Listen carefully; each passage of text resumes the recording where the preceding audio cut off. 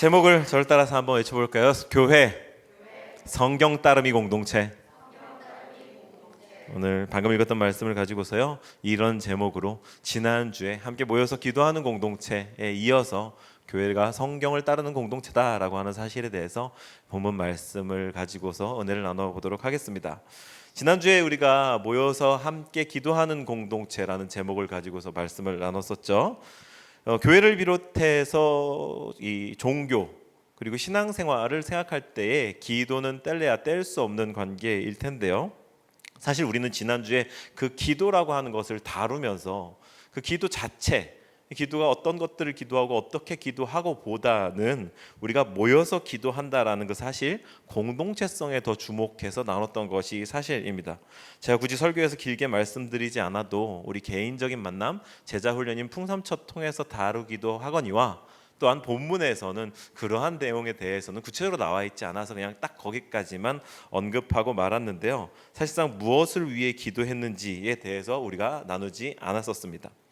그런데 오늘 우리가 만난 이 본문은요, 제자 공동체가 무엇을 위해서 당시에 기도했었을까, 그 부분에서 아주 작은 힌트를 얻게 해줍니다. 과연 제자 공동체가 무엇을 위해서 기도했을까? 지난주의 말씀을 통해서 우리가 모여서 기도하는 공동체여야 한다, 제자 공동체가 그랬던 것처럼 우리도 그렇게 해야 된다라는 사실에 대해서는 이제 우리가 모두 다 동의하게 되었는데, 뭘 위해서 기도했지? 이 정도는 관심을 가질 수 있잖아요. 어떤 것들을 위해서 기도했었을까? 이 본문을 통해서 함께 차근차근히 살펴보고요, 이를 통해서 우리 공동체에 주시는 교훈이 무엇일지, 또 제목은 왜 갑자기 성경이 나왔을지 차근차근히 본문을 따라서 한번 여행을 해보도록 합시다. 예수님의 제자 공동체는요, 무척 특별한 그런 그룹이었다고 말씀을 드렸죠. 지난주에 설명드린 바와 같이 예수님을 모시고서 아주 특별한 시간을 보냈었습니다. 그 시간들은요, 예수님과 제자들 사이에 인격적이고 각별한 관계를 형성할 만한 그런 정도의 시간이었을 거고요, 제자들에게도 독특한 우정을 갖게 하기에 모자라지 않은 정도의 시간이었을 걸로 생각이 됩니다. 그렇지 않습니까? 인생의 특별한 경험을 특별한 시간 동안에 함께 굉장히 깊이 있게 나눈다는 것은 그 사람들 사이에 다른 사람들이 공유하기 어려운, 공유하지 않는 종류의 깊은 우정을 형성하기에 참 충분합니다. 우리가 이런 우스갯소리가 있잖아요. 왜 여성분들께서 가장 싫어하는 남자들의 이야기 3위가 축구 얘기, 2위가 군대 얘기, 1위가 군대에서 축구한 이야기라고 하는 그런 얘기가 있잖아요. 그런데 제가 그래서 군대 얘기를 저도 좀 자주 하는 편인데, 이렇게 싫어하는 분들에게 늘 양해를 구합니다.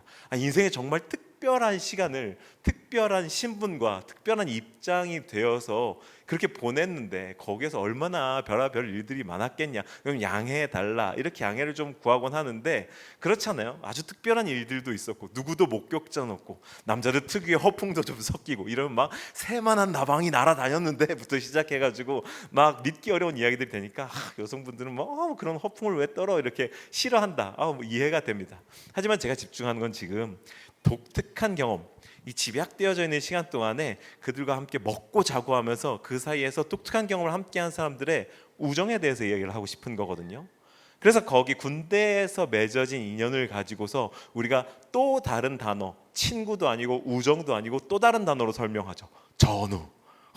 우리는 싸움을 같이 싸운 친구야. 그리고 그들의 우정을 전우애라고 또 다른 용어로 설명을 하지 않습니까? 저는요, 제자 공동체를 생각하고 바라보면서 이 전우애라는 단어를 좀 떠올렸었습니다. 제게도 지금껏 연락하고 이래저래 일이 있으면 얼굴도 보고 그냥 그 별다른 특별한 어떤 챙겨줌이 없어도 늘 정겹게 느껴지고, 아주 오랜만에 만나도 어제 본 것 같이 안 반갑고, 이런 전우가 아직도 있는데요. 그 친구를 떠올리면서 이 제자 공동체를 생각을 해보니까 그런 감정이 조금 이해가 되더라고요. 아주 특별한 시간을 함께 보냄으로 인해서 뒤져진 제자 공동체, 전우의 비슷한 우정.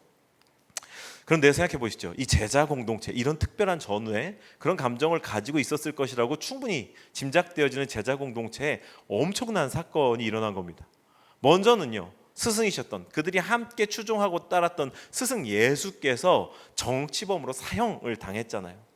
그런데 그 사형당하는 사건의 배후에 그들과 함께 동고동락했었던 전우인 가룟 유다의 배신이 있었던 겁니다.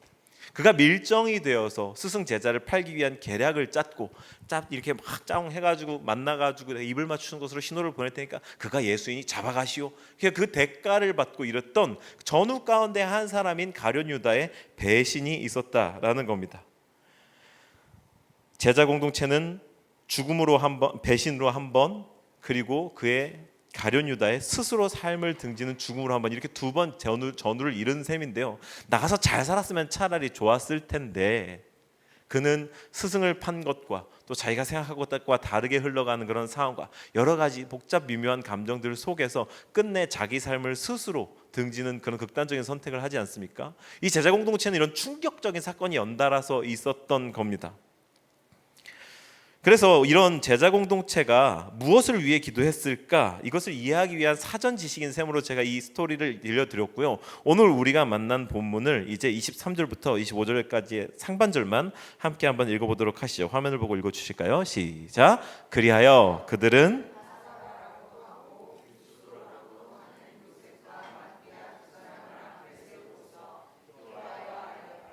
모든 사람의 마음을 다 아시는 주님,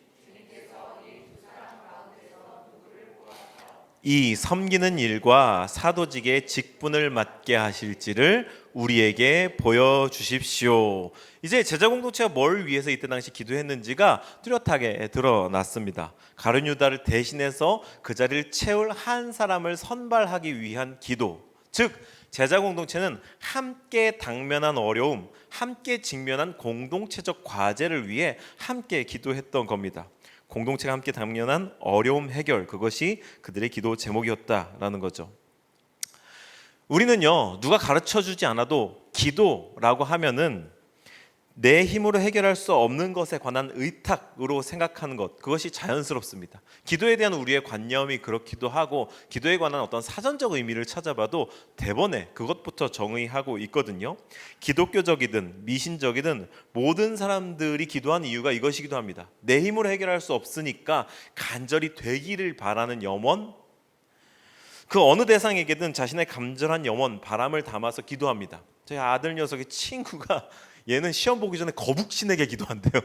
자기 거북신이 자기를 지켜주실 거예요. 그러니까 뭐 이렇게 농담 반 진담 반 이제 이렇게 하는 것 같은데, 거북신에게든 무엇에게든 사람은 자기 힘, 능력을 초월하는 일들을 맞닥뜨리고서는 그걸 자기 힘으로 할 수 없다는 걸 알아차린 뒤에는 그 대상에게 간절히 구하는 겁니다. 이걸 초월할 수 있게 해달라고, 이겨낼 수 있게 해달라고, 해낼 수 있게 해달라고 사람이 의지하게 되는 거죠. 심지어 성경에도 에베소 사람들로부터는 알지 못하는 신에게 기도할 정도로 너희들이 종교심이 많다라고 하는 바울의 증언도 기록되어 있죠.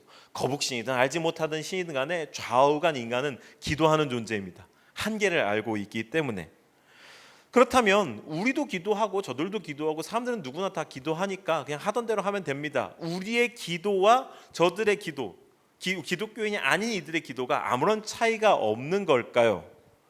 우리는 어떻게 우리의 기도가 달라야 될지에 대해서 어떤 문제의식을 가져야 됩니다. 우리의 기도는 과연 무엇이 다른 걸까? 무엇이 달라야 하는 걸까? 오늘 제자 공동체 기도 그 모임에 차이점이 드러나 있는데요. 20절부터 22절까지를 한번 봅시다. 함께 읽어주실까요? 20절부터 시작. 시편에 기록하기를 그의 거처가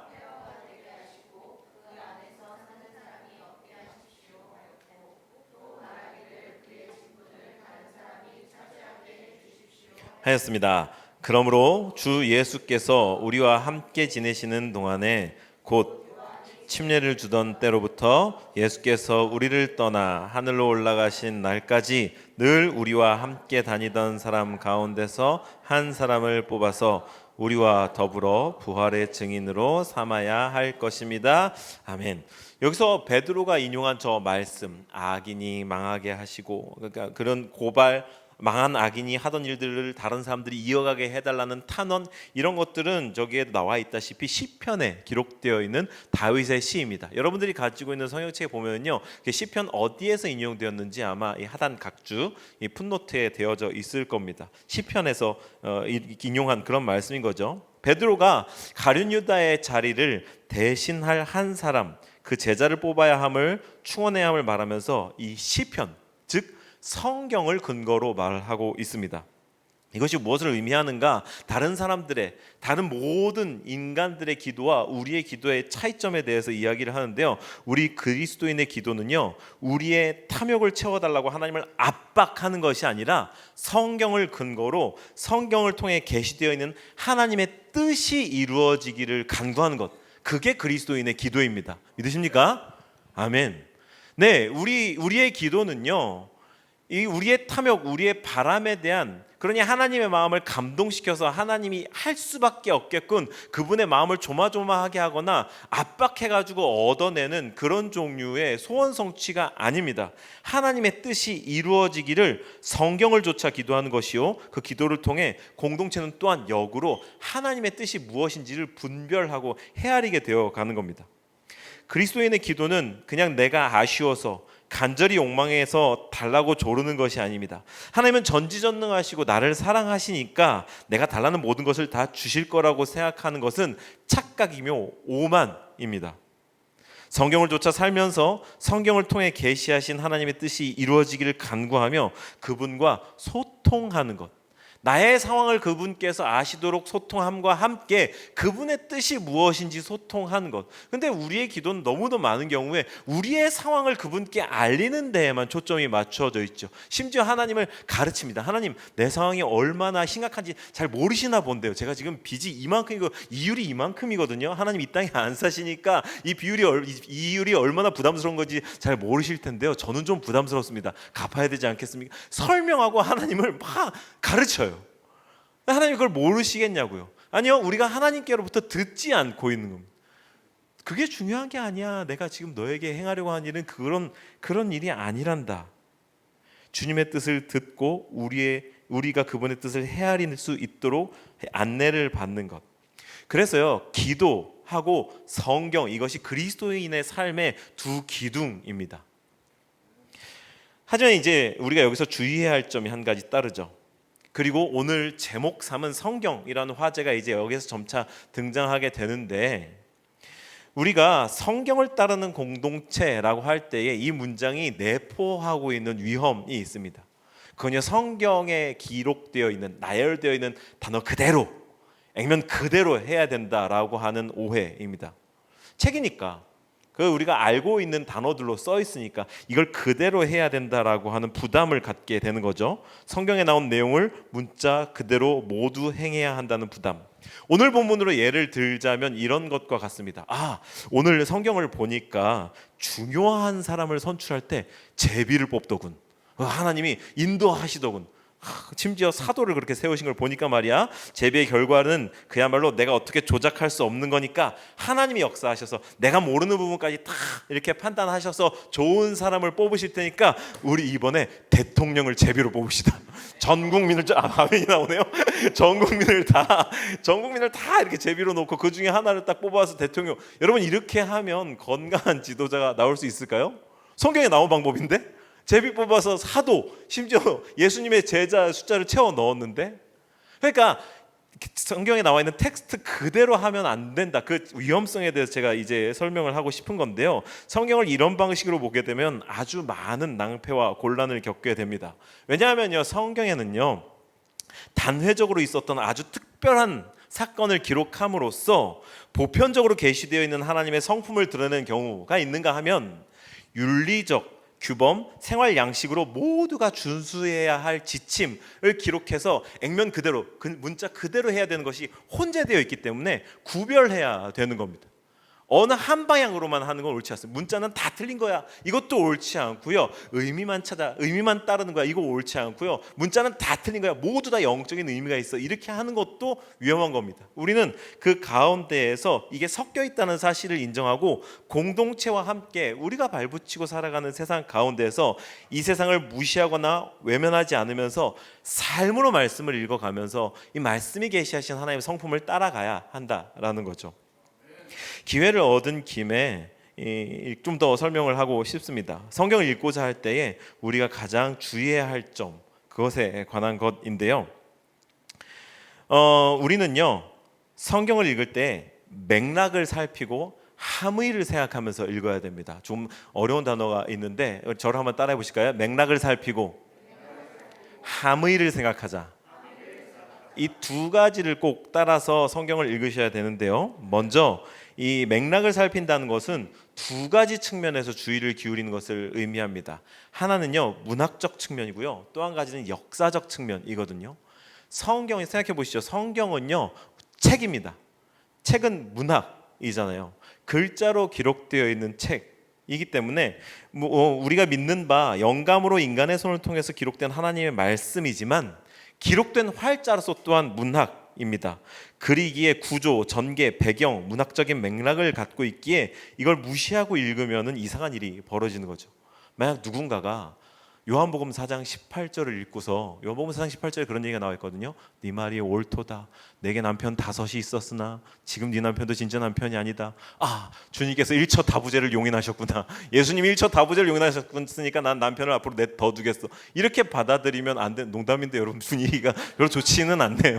예, 별로 바라지 않. 지금 남편에 만족하시는 걸로 제가 그렇게 생각을 하겠습니다. 그렇게 받아들이면 안 되는 거죠. 그냥 이 맥락 가운데서 이게 결코 남편 5에 대한 이야기가 아니라는 것을 우리가 알죠. 맥락을 제거하면 이런 일들이 생기죠. 동시에 말씀을 기록한 인간 또한 육체를 가지고 한 세대만을 살았던 사람이기 때문에 그가 기록한 그 세대의 유한성을 갖습니다. 저자가 가진 한계였던 시대성을 띠고 있죠. 바울은요, 노예제도에 관해서 기록은 했지만 학교폭력에 대해서는 쓰지 않았습니다. 근데 우리가 살아가는 오늘 현실 가운데 대한민국 현실에서는 노예제도에 대한 문제보다는 학교폭력에 대한 문제가 훨씬 삶에 가까이에 있죠. 텍스트 그대로 우리가 좇을 수 없는 겁니다. 그렇다고 학교폭력 문제를 성경적으로 해결할 수 없냐? 아니요. 성경은 내내 인간의 죄성과 인간이 인간을 파괴하는 인간의 오염되어 있는 성품에 대해서 이야기를 하지 않습니까? 그러니 그런 것들로 성경을 통해 우리가 해결해 나갈 수 있는 방법을 찾을 수 있죠. 인간, 죄, 배제, 혐오에 대해서 성경이 말하는 것을 따라서 이렇게 맥락을 조차 성경을 읽어야 하고요. 함의를 생각한다는 것은 신학적 측면에 대한 주의입니다.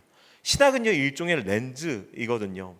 여러분, 나는 신학 하나도 모르는데 하실지 모르겠지만 우리 인간 모두는 신학을 가지고 살아갑니다. 신은 없어! 라고 말하는 사람의 신학은 신은 없다 이잖아요.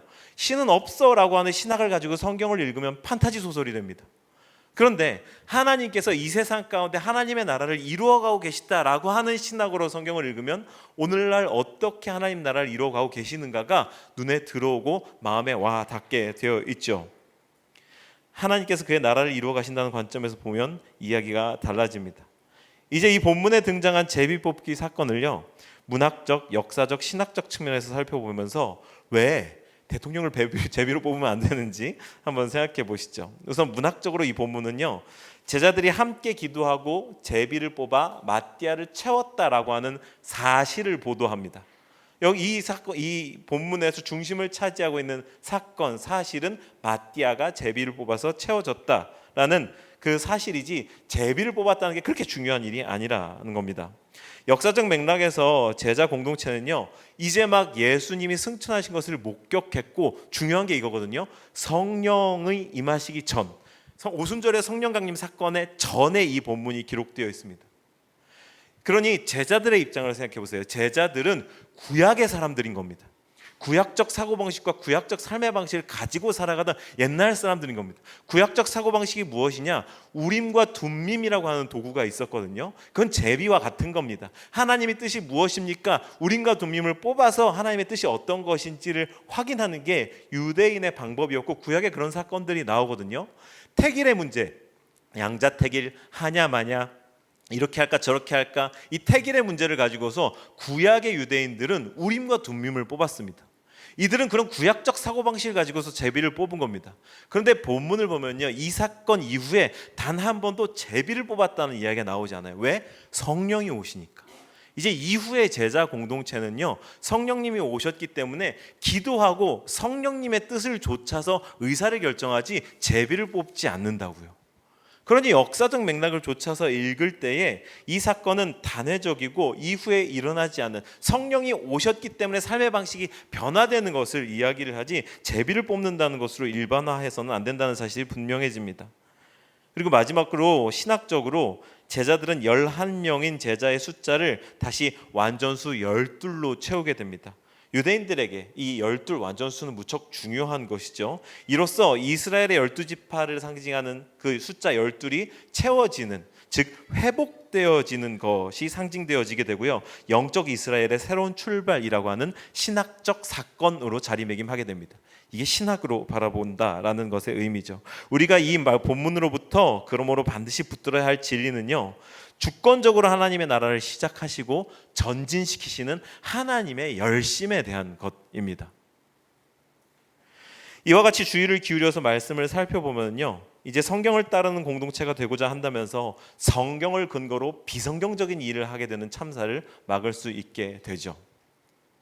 이제 설교를 마치려고 하는데요, 우리 교회에 이제 제자 훈련들을 성인과 청소년들을 각각 다른 하지만 결이 같은 교재를 가지고서 진행하고 있는데, 이 청소년들의 제자 훈련 교재인 푸른 바람이 너와 함께해라고 하는 책이 있거든요.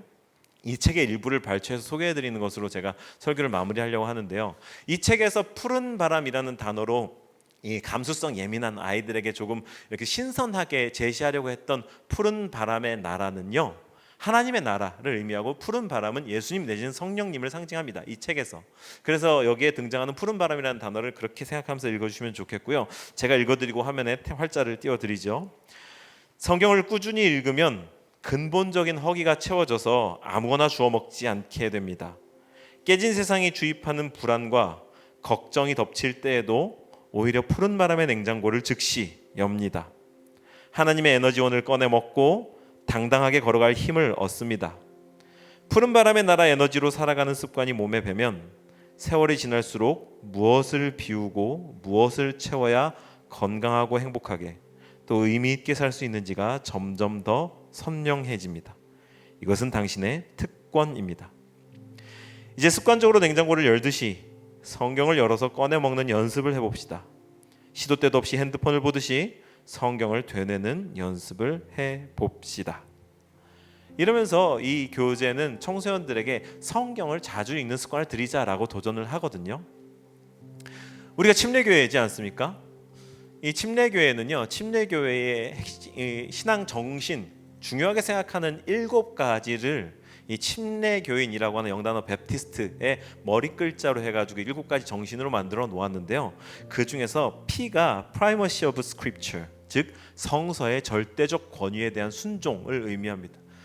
침례교인들은요, 성서의 사람들, 성경의 사람들이라고 불리는 그런 별명을 갖고 있기도 하거든요. 그만큼 성경을 사랑했습니다. 이 자리에 앉아 계신 이상 삶은 교회 가족들은 침례교인이거든요. 우리가 성경을 얼만큼 사랑해야 할지, 우리가 아무리 사랑한다고 말하다 하더라도 실제로 읽고 따르고자 하지 않으면 의미 없이 공허한 메아리에 지나지 않을 것입니다. 그래서 우리는 제자 훈련하면서 텐텐텐이라고 하던 거 여러분들 기억하시나요? 텐텐텐이라고 제가 책이 도전했고 우리가 함께 그런 습관을 갖고 있지 않습니까? 아침에 10분, 점심에 10분, 저녁에 10분 성경 말씀을 묵상해보자. 그리고 하나님 어떤 분이신지 기도해보자. 이렇게 영적 습관을 위한 10분씩의 아침, 점심, 저녁에 습관을 갖자라고 늘 도전하는데, 간만에 모여서 이렇게 그 제자 훈련을 나눴던 분들이랑 내지는 우리 성도님들끼리 함께 교제를 나누다가 이 이야기가 화제로 나오면 우리는 모두 두려워합니다. 그 습관이 어렵죠. 그런데 우리 기왕에 본문을 통해서 이런 도전을 받은 김에 한번 다시 좀 다짐해보지 않겠습니까? 안 되면 하루에 그 셋 중에 한 번만이라도 딱 아침에 10분 일어나서 침상에 걸터 앉아서 하나님이 어떤 분이신지를 묵상하고, 제가 아침마다 새벽마다 그래도 열심히 이 큐티 올려드리잖아요. 그걸 통해서 하나님 어떤 분이신지 말씀을 통해, 성경을 통해 계시받고 그분의 성품을 가지고 하루를 살아가 보자라고 도전을 하는 겁니다. 우리가 어떤 도전 앞에 직면해 있습니까? 성경을 읽으라, 성경을 삶의 지침 삼으라 하는 도전 앞에 서 있는 겁니다. 그래서 오늘 마음으로 드리는 예배에는 제가 좀 부담스러운 이런 나눔을 준비해 봤네요. 나는 성경을 읽는 시간을 정해두고 있나요? 아멘, 감사합니다. 텐텐텐은 어떻게 지켜지고 있는지 적어보고 혹시 잘 되지 않고 있었다면 다시 결심해 봅시다. 특별히 단 한 번의 10분만이라도 시간을 구별해서 성경을 읽고 기도하는 시간을 정해봅시다. 이렇게 했거든요. 여러분들 주보 아래 하단에 마음으로 드린 예배에다 결단해 보십시오. 나의 소위 경건 생활, 특별히 성경에 대하여 어떻게 되어지고 있었나 결심해 보시고요. 이번 한 주간 좀 실천하는 부담을 가져봅시다. 잠깐 결단하는 시간을 드리도록 할게요.